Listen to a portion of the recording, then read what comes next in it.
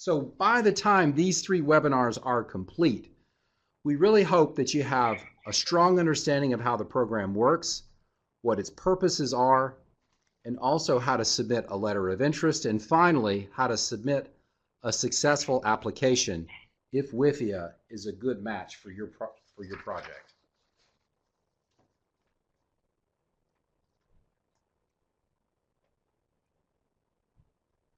Well, as I mentioned before, there are more webinars coming, so please mark your calendars. Today is our first of 3 webinars. Today we'll be covering the program overview of WIFIA. 1 week from today, on Tuesday, December 6th, we will discuss project selection. On Monday, December 12th, we will then review WIFIA program approval and closing. So please mark your calendars for these upcoming webinars. You can also find more information at our website, which is listed there on slide 3. Hopefully you can see that. These webinars are being recorded.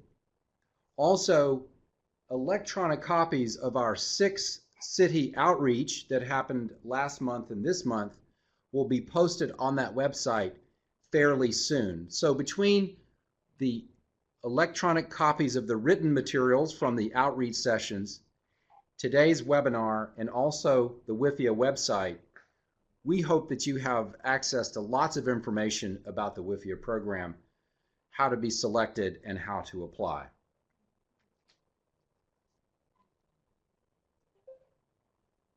If you want to contact us, there is our website there on slide 4 and our email.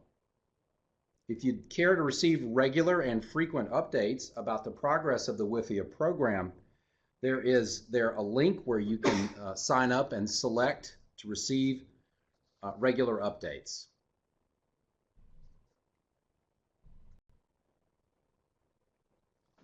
Today's webinar will feature 3 speakers. Yours truly, I'm Anthony Curcio there. I'm your moderator. You will hear from me now and when we do our Q&A session. We also have Mr. Jordan Dorfman from the EPA. We have Mr. Brian Oakley, who's also going to speak today. He is a contractor as well with the WIFIA program.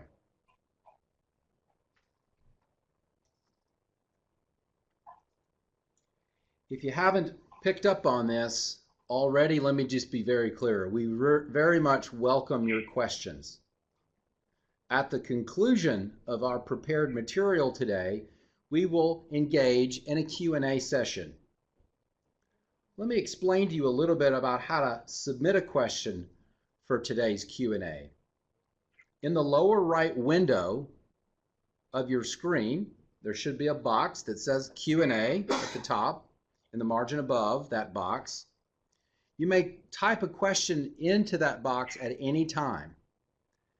However, we are going to pause only once at the end of the session, and we are going to answer those questions to the best of our ability. I cannot guarantee that every submitted question will be answered, as some of the questions are duplicates or slightly different, but we're going to do our very best to answer those questions.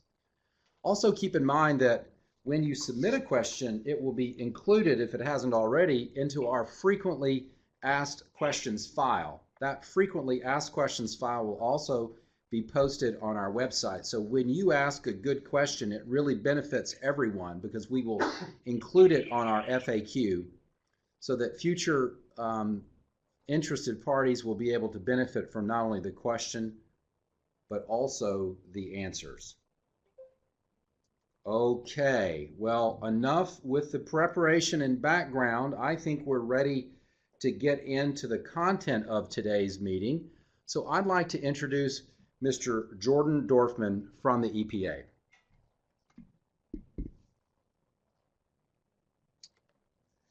Thank you, Anthony. Before I begin, I'd like to pull up that question again for people to enter the number of participants who are on the line right now. And I'll take a little pause for about a minute so people can answer that. We have a lot of answers so far, but it would be helpful if everyone can go ahead and answer that question.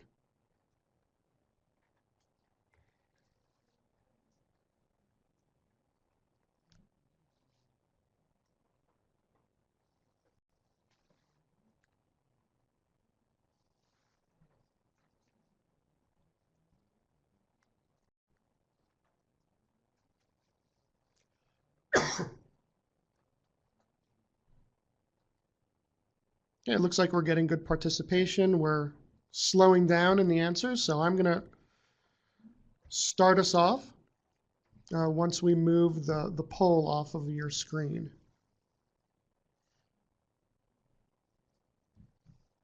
Great, thank you. Again, this is Jordan Dorfman, Attorney Advisor for the WIFIA program. EPA has been developing the WIFIA program now for the past few years. At the outset, we developed a roadmap to guide us in development. This roadmap informs us in all of the decisions we have made and all of the directions we have taken. In order to convey our intentions and the direction we would like to take this new program, we put together a mission statement, which I will read right now. The Water Infrastructure Finance and Innovation Act program accelerates investment in our nation's water and wastewater infrastructure by providing long-term, low-cost, supplemental credit assistance under customized terms to creditworthy water and wastewater projects of national and regional significance. Now, this mission statement isn't simply a slogan. Each of the words in the statement convey significant meaning. Two of the most important terms are accelerates investment and supplemental credit assistance. The intent here is clear. WIFIA is not intended to be the sole source of financing for projects. Its purpose is to push projects to completion faster and to provide a cost-effective supplement to other sources of financing. The term national and regional significance, which comes from the statute, indicates a clear purpose of providing financing to projects with a substantial impact nationally or regionally. This statement also provides a roadmap to these information webinars.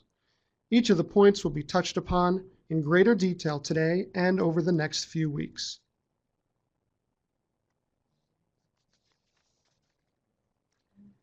After developing the mission statement, we thought deeply about how the WIFIA program would fit into the mission of the agency.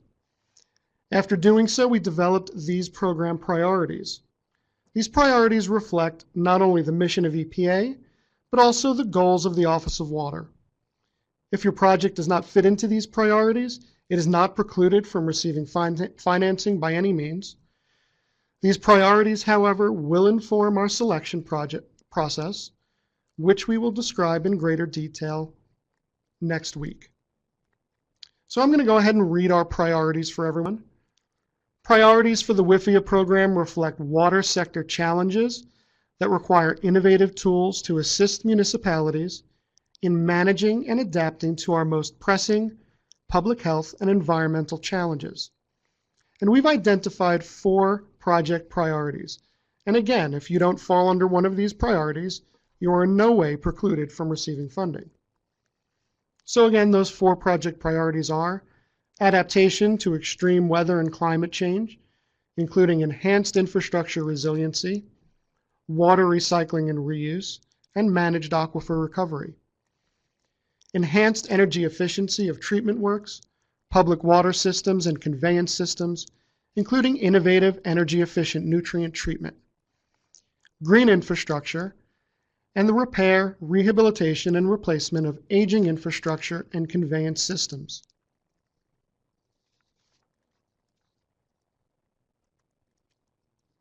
Now I will give a little bit of an update on the status of the WIFIA program. We have developed 2 rules for the program, an implementation rule and a fee rule. Both of these rules are very close to completion. The implementation rule will be issued as an interim final rule, meaning once it is issued, we will be able to operate the program. The fee rule will be a proposed rule, meaning we need to finalize that rule before we can charge fees for the program. And we will discuss fees at a later time. Application materials are close to completion, and they are available for review at regulations.gov. Just search for WIFIA. The first item that pops up will be that material. A notice of funding availability, or what we call a NOFA, will be available as soon as funds are appropriated. This will provide further detail on the application process and the selection process, criteria, and criteria weights.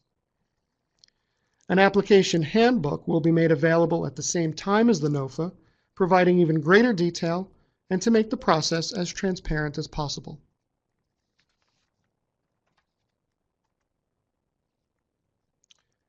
I'll give you a little bit of background on the Act itself. The Water Resources Reform and Development Act of 2014 was signed by the President in June of 2014, and this included WIFIA. WIFIA is modeled very closely on the Transportation Infrastructure, Finance and Innovation Act of 1998. The TIFIA program provides federal credit assistance in the form of loans, guarantees, or lines of credit for eligible transportation projects. For the WIFIA program, we will be able to provide loans or guarantees, not lines of credit. TIFIA has provided well over $16 billion in assistance since the program's inception for projects costing nearly $60 billion. Now, WIFIA was amended last December by the FAST Act of 2015 to allow the use of tax-exempt financing in WIFIA-funded projects. The original act had precluded the use of tax-exempt financing for WIFIA projects. Now, the WIFIA Act is not intended in any way to replace other sources of funding, such as the state revolving fund programs. It is a supplement to available sources of funding and is complementary to the SRF programs. It is another tool to be used for financing projects.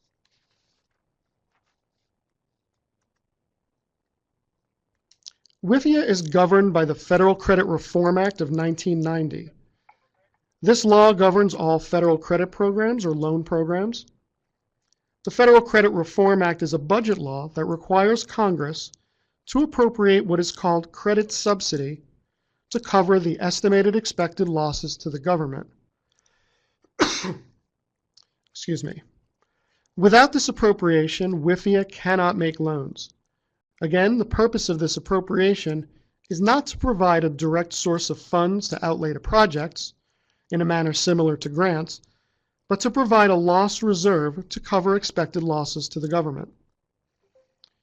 The President has requested $15 million in credit subsidy funding for fiscal year 2017, which we are currently in, but Congress has not yet acted on that request. The House and Senate both introduced appropriations bills this year, and both of them included funding for WIFIA. Specifically, the House bill included $45 million for credit subsidy, and the Senate bill included $20 million for credit subsidy. Additionally, there is a new Water Resources and Development Act bill currently being debated in Congress, and that set aside $70 million for credit subsidy for the WIFIA program.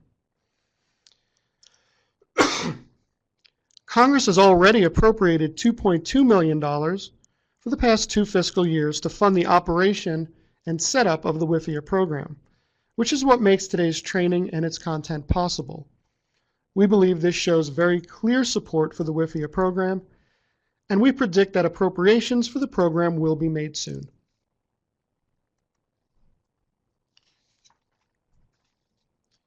Again, once credit subsidy is appropriated, WIFIA can issue a notice of funding availability and open for business. The credit subsidy or loss reserve is required to be calculated for each project before we close on a loan. Because of the inherent safety of water infrastructure projects and the strong history of repayment on bonds, SRF loans, and other sources, we estimate that the typical loss reserve for WIFIA projects will be less than 2%. If we assume the average loss reserve will be between 1% and 2%, each dollar appropriated for credit subsidy will allow the program to make between $50 and $100 in loans. So that $15 million request in the President's budget will allow WIFIA to make approximately $1 billion in loans. As I mentioned, each project will be scored separately. These numbers are not made public and are not shared with prospective borrowers. These calculations are used for internal budgeting and do not impact loan terms.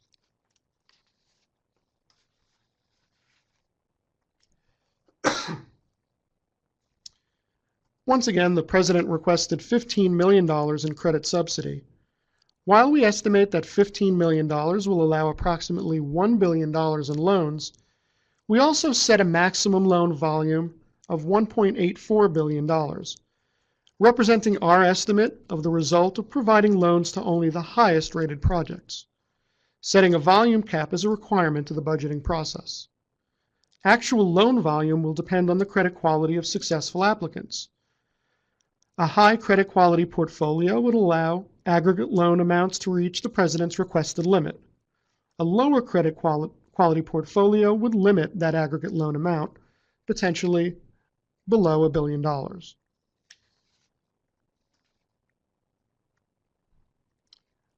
I'm now going to discuss some of the basics of the WIFIA program requirements. And the first section we'll discuss is eligible borrowers. This comes directly from the WIFIA statute. The entity applying for a WIFIA loan must be one of the following: a corporation, a partnership, a joint venture, a trust, a federal, state, or local government entity, agency, or instrumentality, a tribal government or consortium of tribal governments, or a state infrastructure financing authority. Specifically, that's discussing the Clean Water and Drinking Water SRF programs. Now, as you can see, this list is extensive and covers pretty much every possible borrower other than individuals.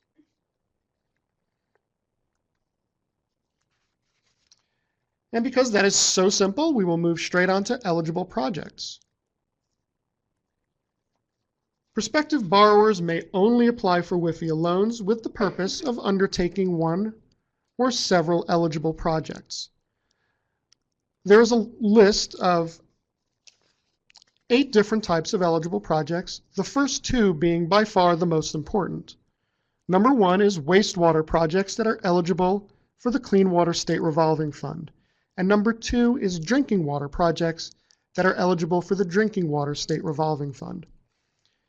Both programs offer financing for a wide variety of projects, and we will, of course, apply the same standards and the same types of projects for the WIFIA program. The remaining eligible projects, which I will discuss because they are important to highlight, generally fall into those first 2 categories. So number 3 is projects that enhance energy efficiency in the operation of a public water system or publicly owned treatment works. Number 4 is projects for repair, rehabilitation, or replacement of a treatment works, community water system, or aging water distribution or waste collection facility. Now, those are both clearly eligible under both SRF programs. Number 5 is a Number 5 is a brackish or seawater desalination project, a managed aquifer recharge project, or a water recycling project. Number 6 is the acquisition of real property or an interest in real property that is either integral to an eligible project or would mitigate the environmental impacts of water resource infrastructure projects otherwise eligible for a WIFIA loan. Number 7 is a combination of SRF eligible wastewater or drinking water projects. So in that case, an SRF program can apply to WIFIA under a single application for a group of loans. And number 8 is a combination of eligible projects secured by a common security pledge for which a single eligible entity or a combination of eligible entities submits a single application. So similar to number 7, but not using the SRF programs.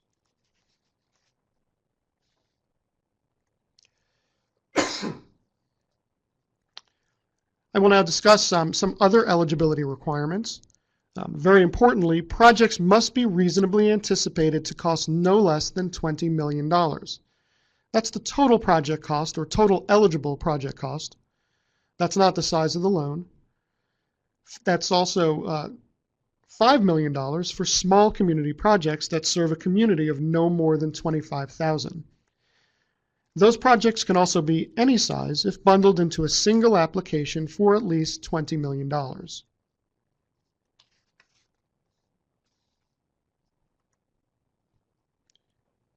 Prospective private borrowers must demonstrate that they've consulted with and gained the support of the affected community. So there are a number of ways in which that support can be shown.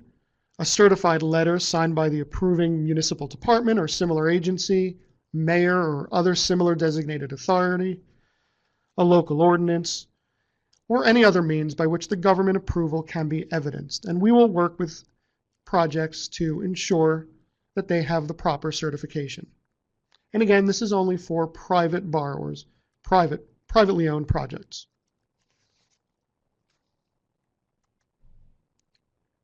Creditworthiness is a very important requirement in the program. Projects applying for WIFIA loans must demonstrate a reasonable assurance of repayment of the loan over the term of the loan. While we will discuss creditworthiness down the road, I can go into a little brief description of what we will be looking at. We will examine the terms, conditions, financial structure, and security features of the proposed financing, the dedicated revenue sources that will secure or fund the project obligation, the financial assumptions upon which the project is based, and the financial soundness, credit history, and outlook of the prospective borrower. Again, creditworthiness is a requirement in the statute, so this is a very important requirement and one we can't overlook.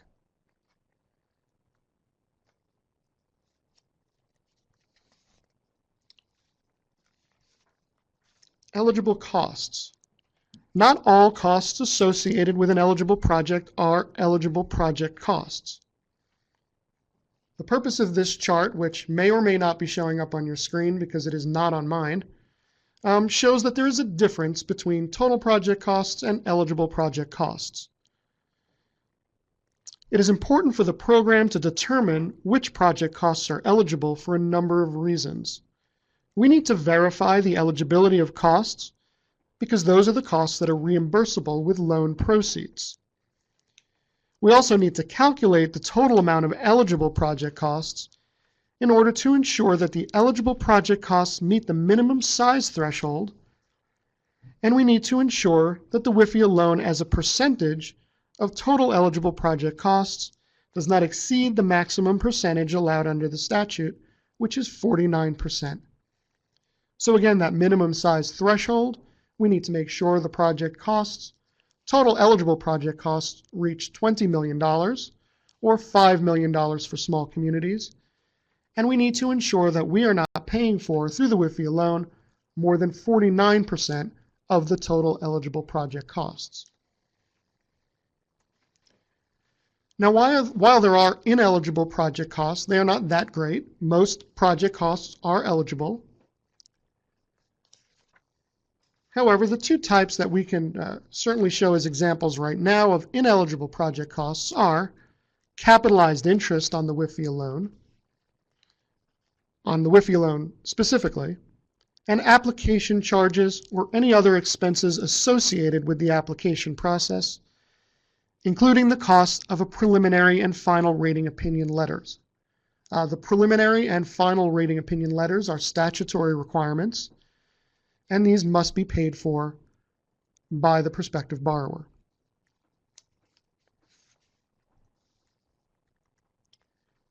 So without getting too specific about eligible project costs, I will mention the 4 categories that are eligible, and they pretty much cover everything other than what I just mentioned.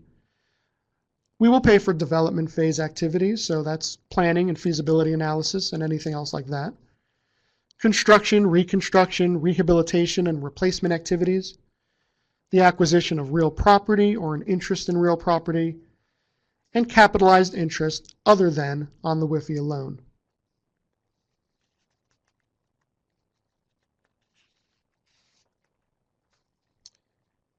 Eligible costs incurred prior to the submission of an application may be included as part of eligible project costs on a case-by-case basis.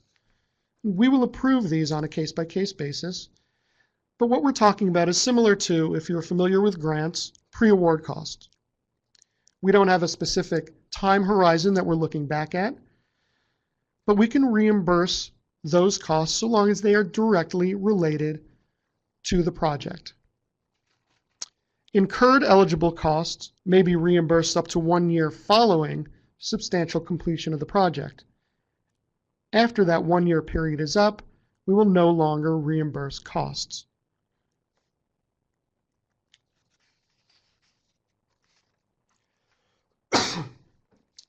Since this is a federal loan program, there are compliance requirements. There are federal laws and regulations. A number of them are listed here. These are some of the big ones that everyone knows about. Use of American iron and steel. This is a requirement in our statute. It is not the Buy America Act. But what it says is, just specifically, no WIFIA funds may be used for alteration, construction, maintenance, or repair of a project eligible for assistance unless all of the iron and steel products are produced in the U.S. And the statute does define iron and steel products. Iron and steel products are made primarily of iron and steel. They are lined or unlined pipes or fittings, manhole covers and other municipal castings, hydrants, tanks, flanges, pipe clamps and restraints, valves, structural steel, reinforced precast concrete, and construction materials. This is identical to the language in the SRF program, so if you are familiar with those, you will be familiar with this program. We will be using specifically the guidance from the SRF programs, and we will be adopting the national waivers of the SRF programs. We also have Davis-Bacon wage requirements, NEPA, the National Environmental Policy Act, that's federal NEPA, floodplain management, National Historic Preservation, the Endangered Species Act, and all civil rights acts. There are, of course, many others, and those will be detailed in our guidance.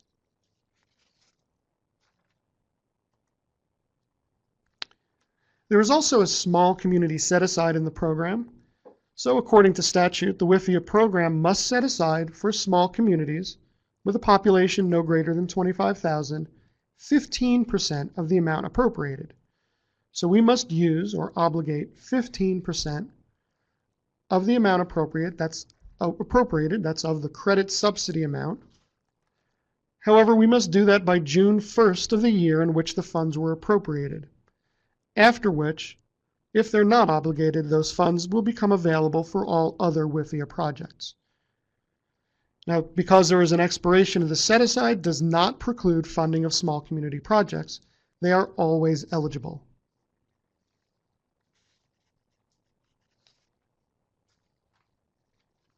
We also can use up to 25% of the funds available, so of the credit subsidy, for projects to fund in excess of 49% of the project costs.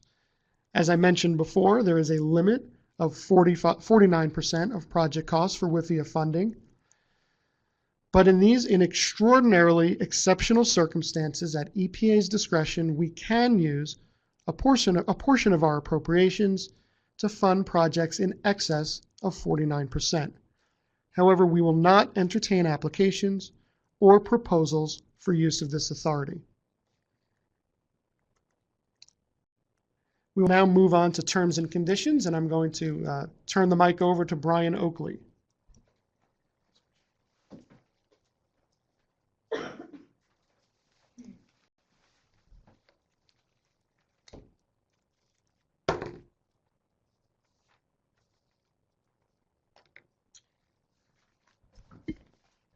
Thank you, Jordan.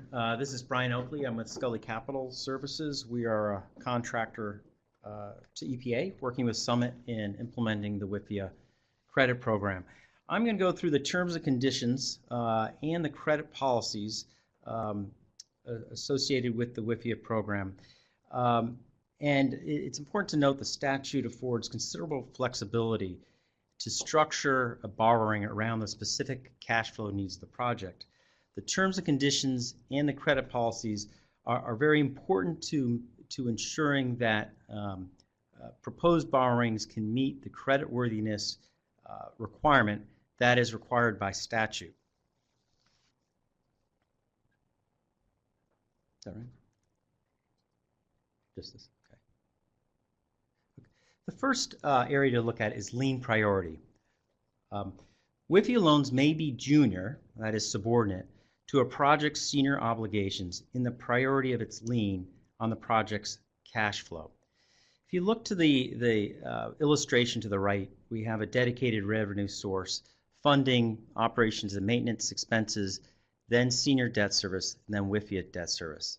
That's a simplified cash flow waterfall and illustrates the subordination and cash flow priority of the WIFIA debt instrument.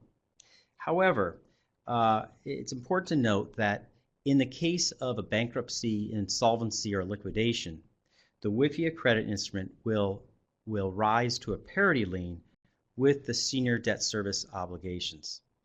This has been called in the TIFIA credit program, DOT's program, a springing lien. And basically, the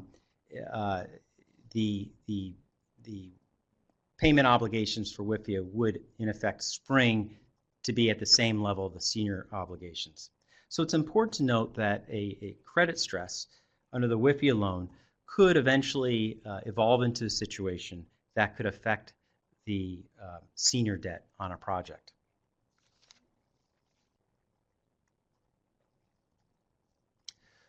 A requirement by statute is that the WIFIA, the senior obligations in a WIFIA financing, receive a preliminary rating opinion letter from a rating agency indicating that the senior obligations could achieve an investment grade rating. On a Moody's scale, that would be a Baa3. On an S&P and Fitch scale, that would be a BBB-. This is to be received at the time of application, and the rating agencies generally will accept the assumptions provided by the applicant, perform an analysis, and issue the preliminary rating letter. At the time of financial closing, again, this is a statutory requirement, final rating opinions must be received by at least 2 credit rating agencies, indicating that the senior obligations have an investment grade rating. In this circumstance, the ratings would be based on the final execution-ready documents and would be subject to the thorough review and processes of the credit rating agencies, and would be a condition precedent to closing the WIFIA loan. The amount of the WIFIA loan. The maximum amount of a WIFIA loan is 49% of reasonably anticipated eligible project cost. Now, in a financing, we could expect the balance to be funded perhaps by senior debt or maybe a combination of senior debt and equity. The one caveat is that in a circumstance where the WIFIA loan exceeds the amount of the senior debt, then the investment grade, the rating requirement, would apply to the WIFIA loan. So the WIFIA loan would need to achieve an investment grade rating if it is greater than the amount of the senior debt.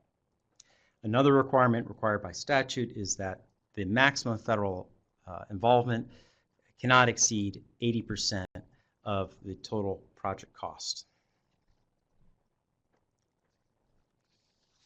Interest rates. The interest rate on the WIFIA debt shall be no less than the yield on the U.S. Treasury securities of a similar maturity to that of the WIFIA loan.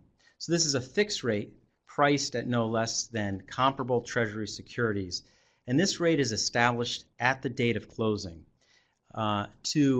To determine the interest rate, both the duration and final maturity of the WIFIA loan will be utilized, and so we would look to the weighted average loan life of the loan and find the comparable Treasury security.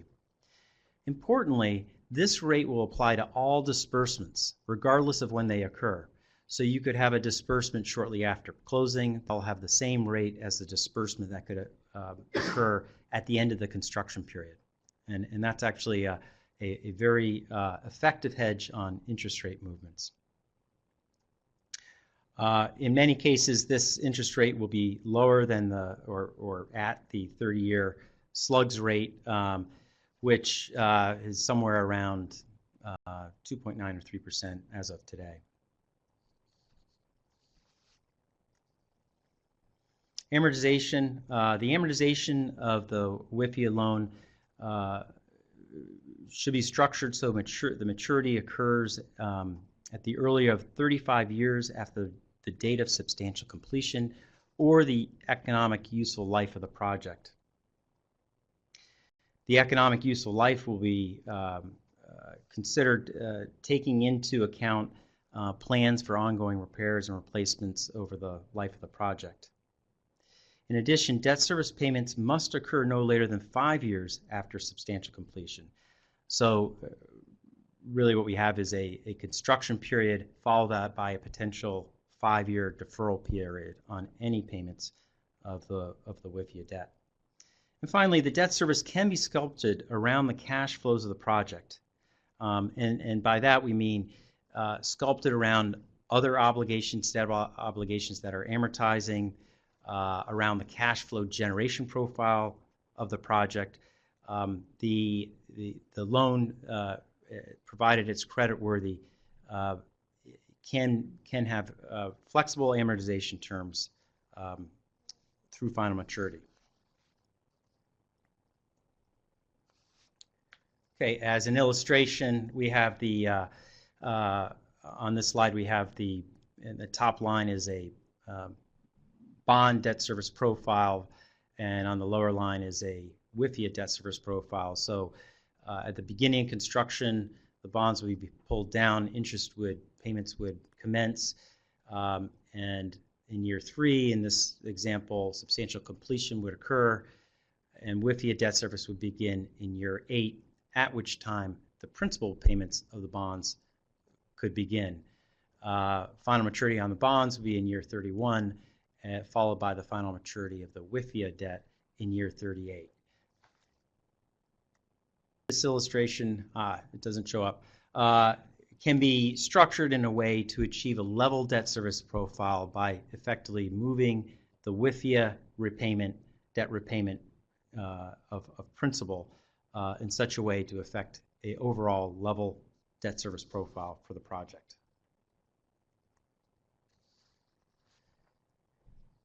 Repayment sources and security features.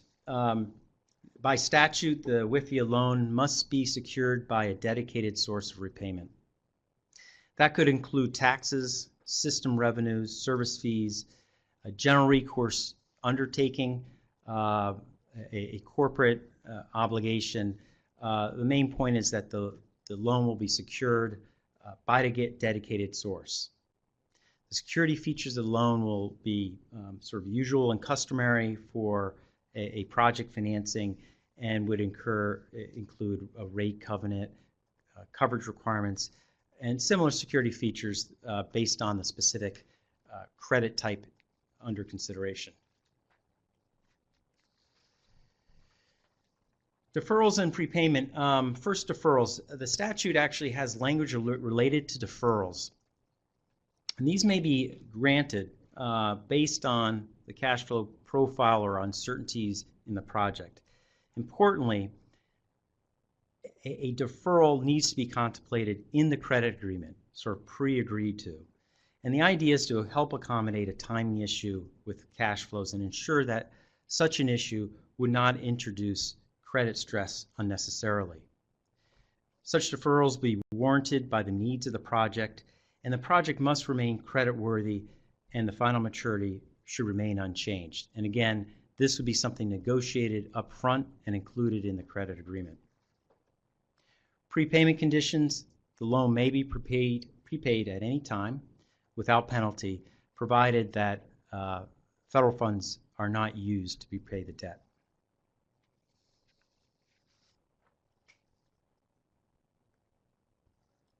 Fees. There are 2 types of fees charged by the program. The first is an application fee, and that is payable at the time of application submission. And the second is a credit processing fee, which is paid at closing. The application fee covers some expenses in the credit evaluation, and then the credit processing fee really is related to out-of-pocket third-party expenses incurred by the program in the evaluation and negotiation of the project loan agreement.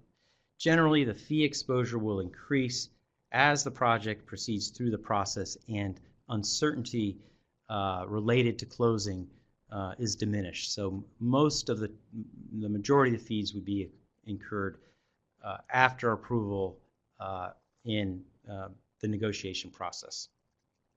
Brian, sorry to interrupt you, but I wanted, as your moderator, to point out that we are receiving some good questions.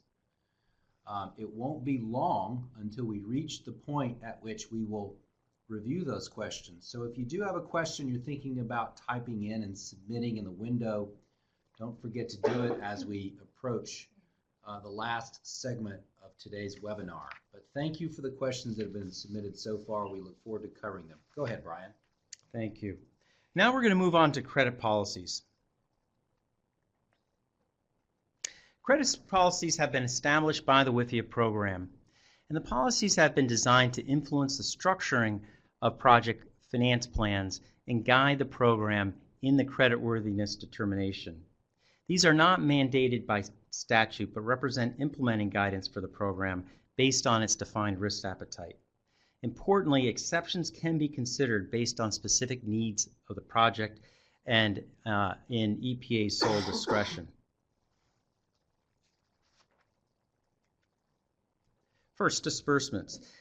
Under the program, disbursements will occur to fund eligible project costs that have been incurred. So in the credit agreement, there'll be a requisition form and there'll be a disbursement process, and the borrower will be will draw on cost incurred. Importantly, the timing of disbursements can be structured around the need of the project financing plan. Probably the one caveat is that the program will seek to be insulated from funding risk. So you could have the WIFIA loan disperse early during the construction period or late. But in either circumstance, the program will want to ensure that other sources of capital are fully committed at the time of closing. Variable rate debt, the program will seek to insulate itself from material amounts of unhedged variable rate debt in the borrower's financing structure. And again, if you think back to the cash flow waterfall, the program is simply looking to avoid a situation where debt that's being paid in front of WIFIA is subject to volatility in interest rates.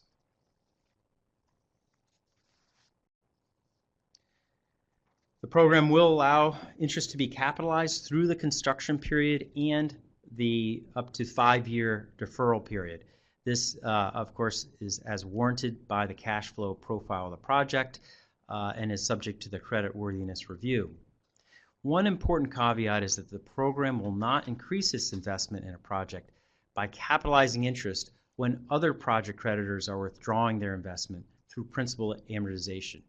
In effect, the program is seeking to avoid a situation where it is capitalizing interest and freeing up funding to repay or pay down another source of capital.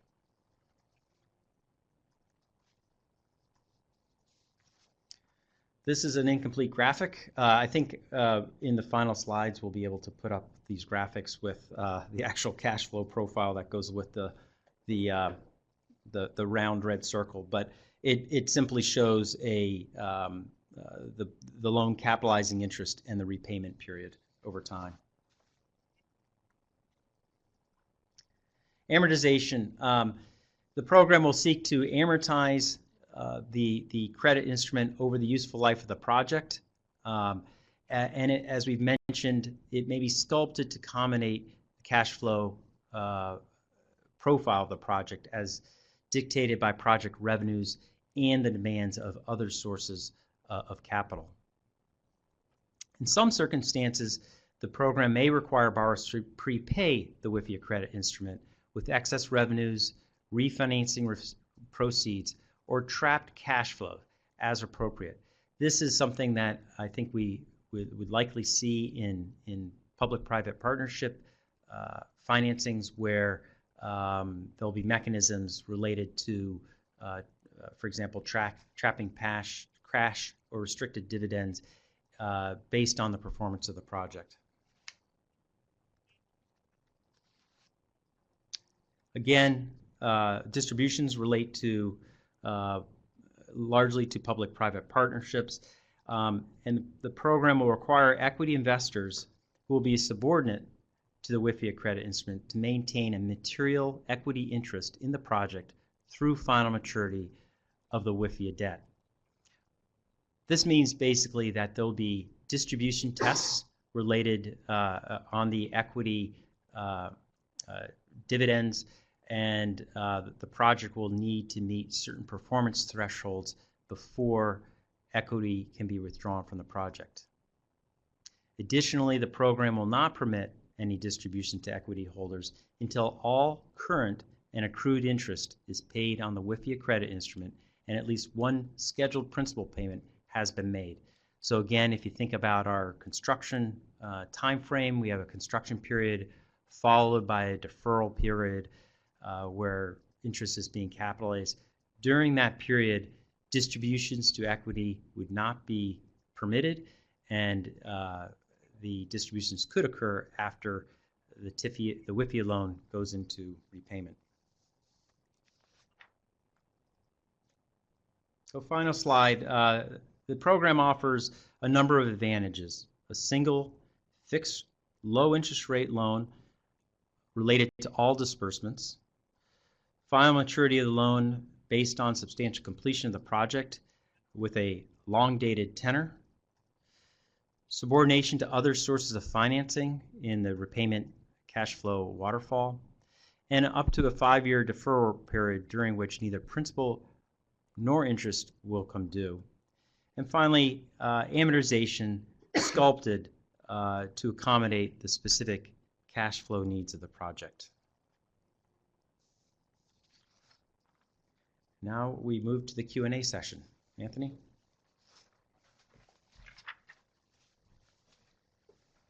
Okay. Thank you very much, Jordan and Brian. At this point, we are getting organized here.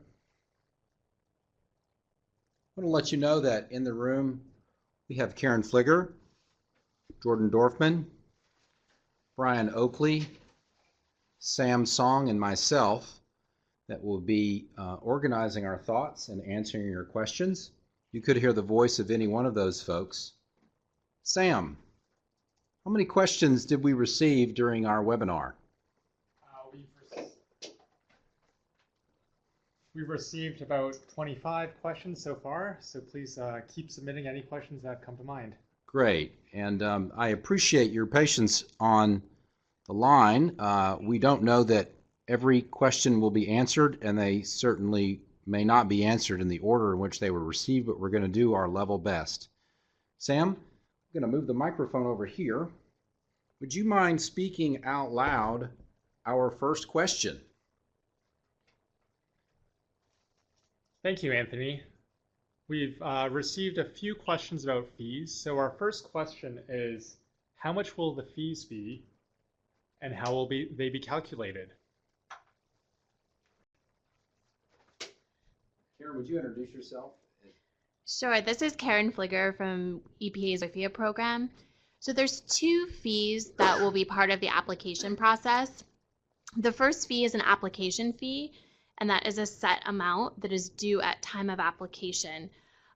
You'll learn more about this in the next webinar, but our application process is a 2-step process. The first part is a letter of interest, and then the application comes second. So once you are selected and EPA intends to fund you, you will do an application, and that's when the application fee will be due. That fee is $100,000 for large communities and $25,000 for small communities. A small community is defined as population of 25,000 people or less. The second fee comes at closing, and it's called a credit processing fee.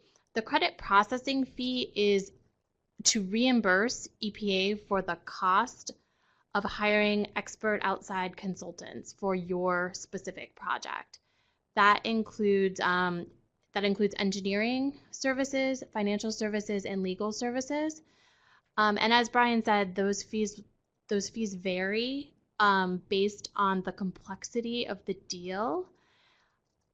And we estimate that they will be between $400,000 and $700,000. The application fee is credited towards that amount, but the fee will vary considerably depending on the project, the complexity of the project, and it is not directly tied to the size of the loan. Thank you, Karen. That's great. In our next 2 webinar sessions, we're going to hear about the selection process and the application process. And as Karen just said, and if I could reiterate, fees are not due during the letter of interest phase, but are instead due when a submitter of a letter of interest is selected and invited to apply, and then they apply. That's when that first fee is due. Do we have another question, Sam? The second question is about the 5-year deferral period, which we mentioned earlier. Is the 5-year deferral period required? And what happens to the interest and principal during this time? Are they both deferred, or is only principal deferred? This is Brian. I'll answer that out of sequence, which is a deferral on both principal and interest. During that period, the interest would accrete and add to the principal balance. So, but all payments would be deferred. And the opening question, is it required? Absolutely not. Repayment can commence at any time, but you have up to a 5-year deferral if needed by the project. Thank you. Sam, another question? And as a follow-on to that, when does interest begin accruing? The interest will accrue upon each disbursement. So if you think of a disbursement being made in a quarter, the interest will start accruing right away, and then it capitalize on the loan balance. But it does not accrue at closing. It does not begin accruing until a disbursement's been made, and it will only accrue on the disbursed amount plus accreted interest. Sam? For our third question, we have some SRF questions. So can WIFIA funds be combined with SRF funding?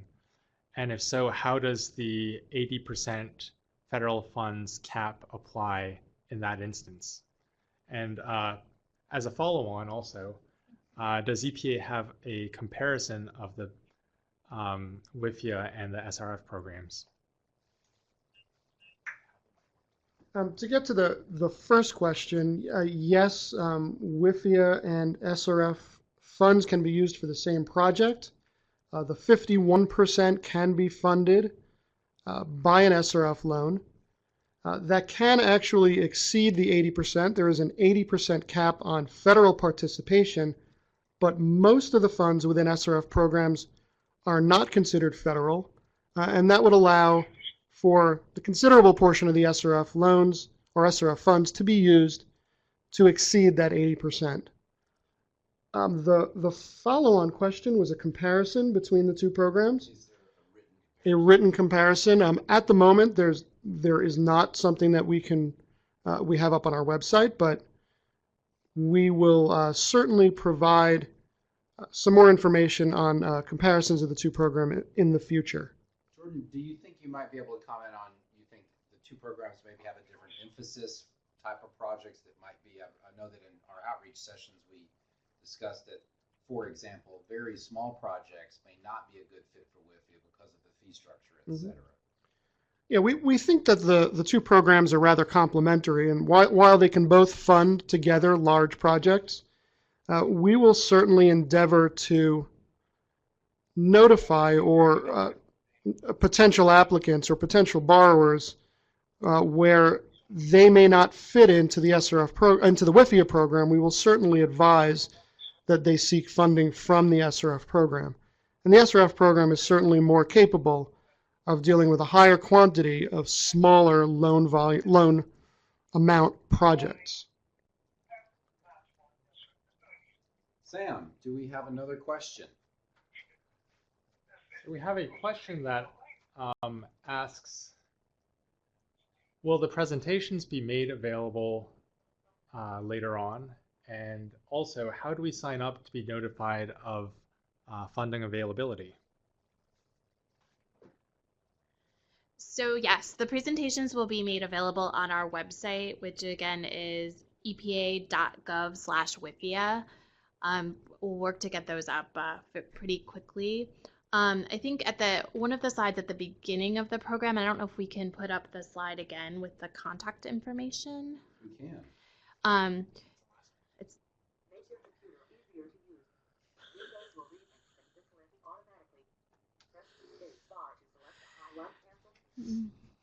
So you can see at the bottom of the side, their EPA is consolidating how they're getting messages out about our funding, our finance programs. So you can sign up to get notifications.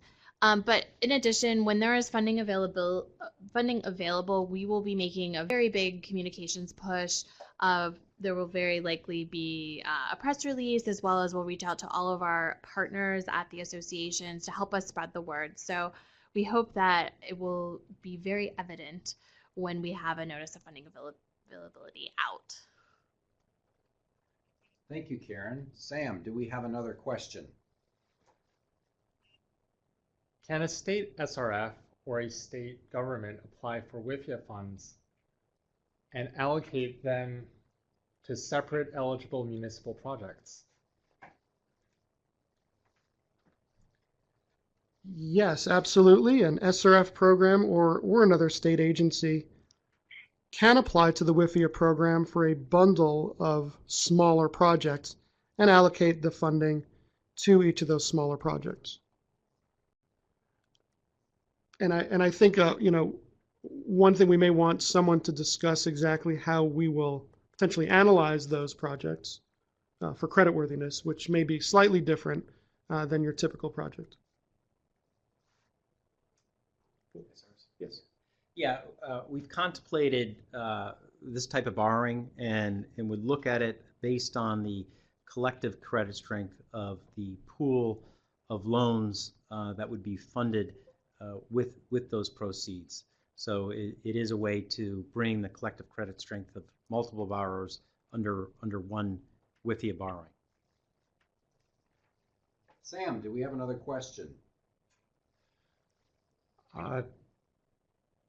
Terry asks, with regard to applications, will they be able to be submitted anytime, or is there a window for submissions?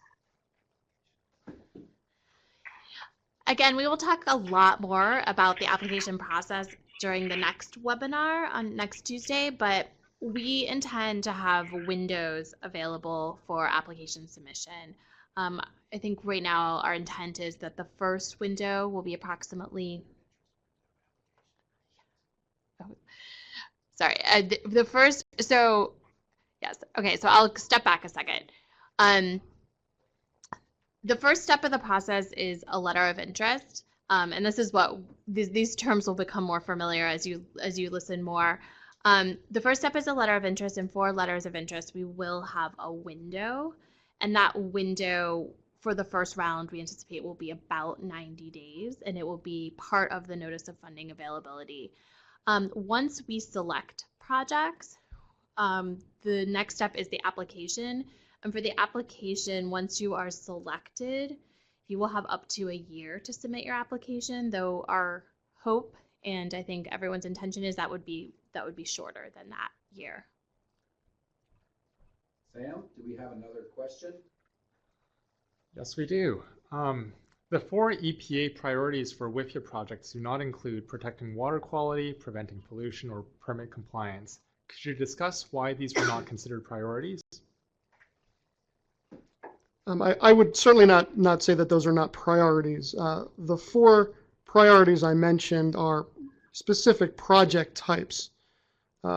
Protecting water quality, preventing pollution, permit compliance are all part of the essential mission of EPA and will certainly be considered in certainly great strength during the selection process. And we will discuss those criteria and the weights for those criteria in the next webinar next week. Sam. Can the senior lien be a gross revenue lien? Absolutely. A gross pledge would be acceptable. I guess in the circumstance where the project needs to produce cash flow, as a credit analyst, I'd look to the ongoing operations and maintenance and R&R funding as essential to generating cash flow. So I guess that would be just one word of caution with respect to a gross lien. But generally, yeah, if there's for example, a dedicated tax, a gross lien on that would be a very strong pledge.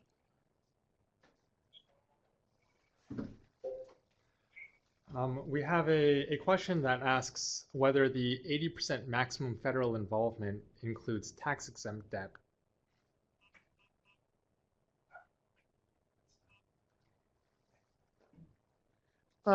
No, I don't, it does not include tax-exempt debt. It's specifically discussing funding from other federal programs. And as a follow-on to that, we have a question about the tax-exempt financing combination. Congressional staff have said multiple times that the changes made in the FAST Act regarding tax-exempt financing was temporary. Both EPA and other staffers had contradicted this position. Where does the WIFIA office fall on the use of tax-exempt financing? To be honest, regardless of what we may have heard from certain staff, the language of the statute is very clear. The WIFIA Act had a specific section in it that prohibited the use of tax-exempt financing with WIFIA funding. The FAST Act struck that section from the statute. So there is certainly no argument that is a permanent change to the WIFIA program.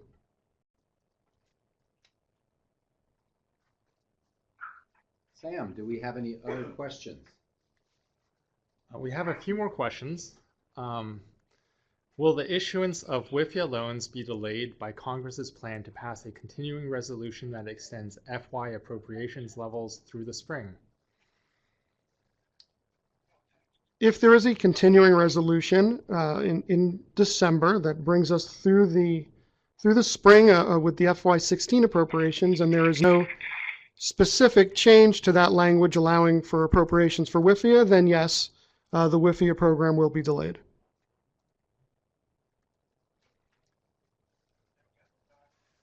We have a question about the rating letters. Please restate the Moody's and S&P ratings that are required to be met. On the S&P and Fitch scale, it would be BBB minus or greater. And on the Moody's scale, I believe it's Baa3 or greater.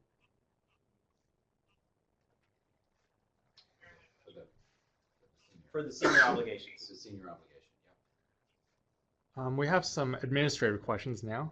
The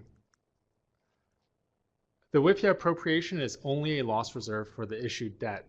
Will EPA issue the actual debt for the project, or will some other entity issue the debt? WIFIA will be issuing the actual loans in this program. Will EPA regional offices implement WIFIA? No, the WIFIA program will be handled directly from EPA headquarters, and all loans and decisions will be made at headquarters.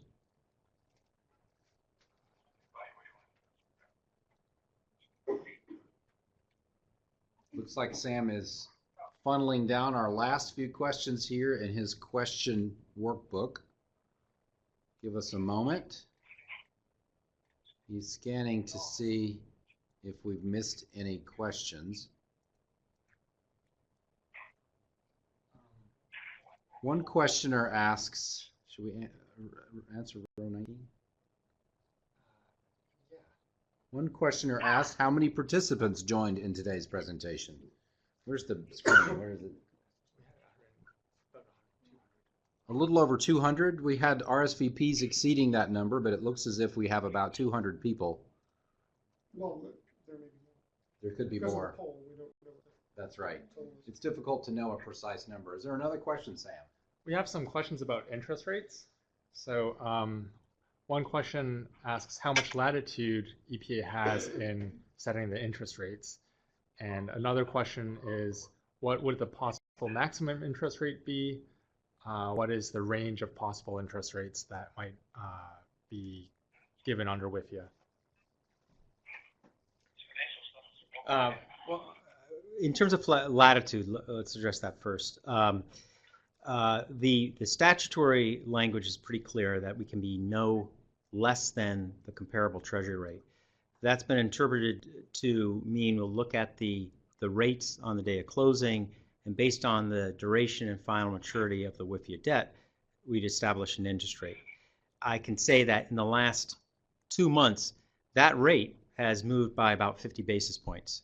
And, you know, in a couple months ago, it was around a little over 2.5%. A couple weeks ago, it was just under 3%. I'm not sure if there's any more latitude than what's provided by the statute, but it remains a highly competitive interest rate as it's closely tied to the prevailing treasury rates. Okay, we're finishing out the questions now. Alejandro asks, will the default risk be reevaluated after loans are issued? For example, if a new regulation to control a pollutant is passed, then the financial situation used to issue the loan could look different after the new reg. So there could be a situation where the risk of the issued loans would change after it's been closed. I can take this one. So the Federal Credit Reform Act of 1990 governs all federal loan programs, including WIFIA. That particular act requires that each lending agency, in this case the EPA and WIFIA, must annually reassess the probability of default and other performance measures. The result of that annual reassessment will be to reserve differing amounts for expected or potential losses. However, these annual reassessments should not have any direct impact on the borrower. One is obligated, closed, and dispersed, then what the borrower needs to concern itself with is maintaining allegiance to the covenants and to the credit agreement. So those will happen behind the scenes, but they should not, but the specific calculation of that credit risk does not have any overt impact on the borrower.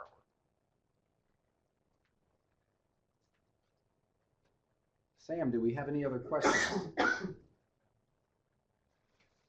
I think as a last question, someone asked whether a Q&A will be made available on the WIFIA website along with the presentation. Yes, we have an active collection of a frequently asked question, an FAQ document. This FAQ document includes all of the questions that we have received at our outreach sessions, all 6 of them. It will also include questions that we received today, unless of course they're duplicates, in which case we won't list them over and over, but just once. And it will eventually include fresh questions that may be posed in our 2nd and 3rd webinars coming up next week and in approximately 10 to 12 days from now. So at the conclusion of those webinars, at which time we'll be finished also with our outreach, shortly thereafter, we will post the FAQ on our website, which should be helpful, I hope. Karen, it appears that that is our last question. So I want to remind everybody, Tuesday, December 6th at 1 p.m. Eastern Time, that is 1 week from today, we will hold another webinar, the 2nd of 3 webinars. At that webinar, we will discuss how projects will be selected. We will discuss the letter of interest required to be submitted and then the selection process. So please join us. If you have not already RSVP'd, please do so that we can make arrangements for your participation. Jordan and Karen, is there anything else that we should discuss in today's webinar? Okay. Thank you very much for your patience in our delayed start. Hopefully our next webinar will begin on time. Have a great day.